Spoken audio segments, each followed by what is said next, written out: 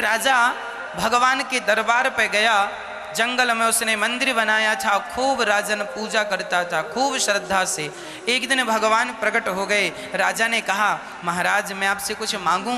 भगवान ने कहा, बेटा मैं तुझे देने ही आया हूं, तू इतना प्रेम करता है मुझसे, इतनी कठिन तपस्या की कि मैं विवश हो गया तुझे दर्शन देने के लिए, बोल क्या चाहता है? राजा बड़ा धर्मात्मा था।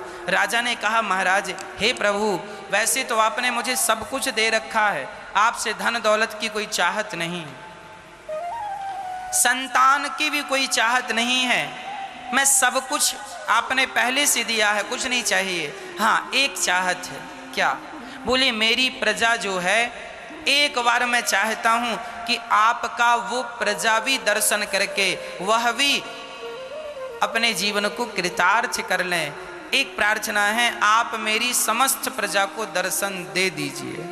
भगवान बोले कोई बात नहीं, तुम कह रहे हो तो कल ठीक ठीक समय पर लेकर आ जाना, हम आपकी प्रजा को दर्शन देंगे। जो आएंगे उन्हें हम मिलेंगे, जो नहीं आएंगे उनकी गारंटी नहीं। ठीक है। अब राजा ने सारे नगर में डिंडोरा पिटवाया, कल समय से तैयार हो जाना, भगवान के दर्शन में चलना है। अब फ्री में भगवान का दर्शन होए तो फिर भगवान का दर्शन कौन नहीं करेगा? फ्री में दर्शन। चलो, सारे बच्चों से लेके बूढ़े तक सवेरे सवेरे सब तैयार हैं नहा धो करके, और कोई झांझ मजीरा ढोल सब कीर्तन कर रहे हैं, श्री कृष्ण गोविंद हरे मुरारी, हे नाथ नारायण वासुदेव चल रहे हैं। अब जैसे ही गांव से बाहर निकले गांव वाले भगवान का दर्शन करने जा रहे हैं, तभी रास्ते में भगवान ने माया रच दी। भगवान ने ऐसी माया रची कि पैसों का ढेर लग गया। अब गांव वाले पैसा देख के पागल, चढ़ गए ढेर के ऊपर। राजा समझा रहे, सुनो भगवान आगे हैं, बस मिल जाएंगे, उनको पालोगे तो ये ढेर वेर तो सब पीछे पीछे चलेंगे। गांव वाले बोले, महाराज बड़ा कर्जा था, अब हमें यहीं रहने दो, हम चलो आप लोग हम पहुंच रहे हैं, जरा ये पैक करके घर रखाएं। अच्छा अच्छा, भगवान को थोड़ा रोक के रखिएगा, हम अभी आ रहे हैं। उतरे ही नहीं पैसों के ढेर, सब समेटने लगे, सारे कपड़े उतार उतार के भर रहे हैं, उसमें पोटरी बना बना के ढो रहे हैं घर की तरफ। राजा समझाए पर कुछ समझ में आए, कुछ समझ गए, कुछ लोग बोले ना ना हम तो भगवान का दर्शन करने आए। कुछ समझदार थे, 5% लोग उतर गए, 95% यहीं रह गए, सब पैसों के लालची थे, चढ़े हैं ढेर पर। 5% उतर गए, नाना भगवान के लिए आए हैं, भगवान को पाएंगे। अब 5% लोग चले, मतलब 100 में से 5 लोग चले।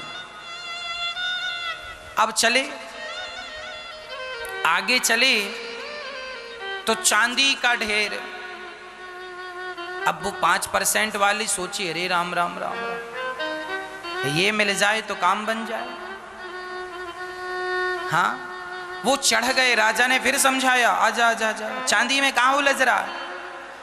तो वो 5% में सबके सब चांदी पर चढ़ गए, पर राजा ने समझाया तो 2% उतर के आ गए।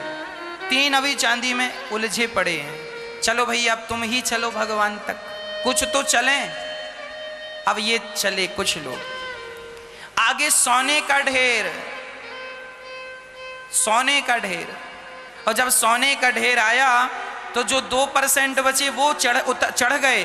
और अब राजा ने लाख समझाया, भगवान 10 कदम पे हैं, चलो जरा चलो जरा, पर वो क्यों उतरे? वो सोने को देखकर मस्त थे, बोले हम तो जीवन सफल हो जाएगा हमारा इस धन को पाकर, उतरे ही नहीं। समय हो गया, राजा चल पड़े रानी को लेकर। अब अकेली रानी चली, और जब आगे चले तो हीरों का ढेर, ऐसे हीरे की रानी ने कभी देखा नहीं, रानी भी चढ़ गई। राजा ने समझाया, भाग्यवान तू तो तरा, तू तो दर्शन कर ले भगवान का। बोले ना, ऐसे हीरे मोती नहीं है वहां, इसका बढ़िया हार बनेगा मेरे लिए।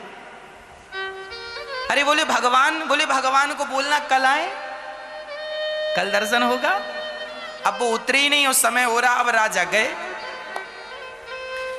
अब राजा गए, आए, भगवान खड़े थे। क्यों? आपने तो कहा था सारी प्रजा को लाएंगे। और आप तो अकेले ही आ गए। राजा रोता हुआ बोला, प्रभु आए तो सब ही थे आपके लिए, पर सब की सब रास्ते में उलझते चले गए। कोई पैसों में, कोई चांदी में, कोई सोने में, कोई हीरे में। हीरा मोती सोना चांदी पैसा, इसमें ही सब उलझ गए। अरे यहाँ से निकलें, यहाँ से आगे बढ़ें तो भगवान तक पहुँचें। जब यहाँ से निकलते ही नहीं तो भगवान मिलते नहीं।